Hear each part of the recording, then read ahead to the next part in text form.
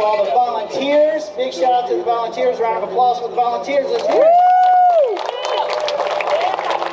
I personally want to give a shout out to Vermont Sports Car for getting Betty up and running today because she was spilling oil earlier and those guys got her fixed up. So we saw the smoking tire show. So shout out to Vermont Sports Car, Simon, James, Paul, all you guys rule.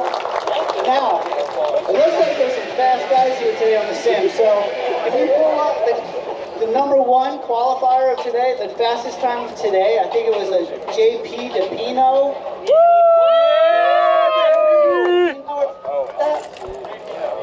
JP DePino. You, my man, you have spent some time on some simulators, huh? Because you're actually as fast as Scott today. Yeah, baby. Yeah, Joseph and I were both in a NASA Rally League, and yeah, baby. It's a part of iRacing, and we do it every week that we have our. See, that explains it. See, I'm part-time, man. These guys are full-time, so he's a pro. Let's give it up for JP. JP.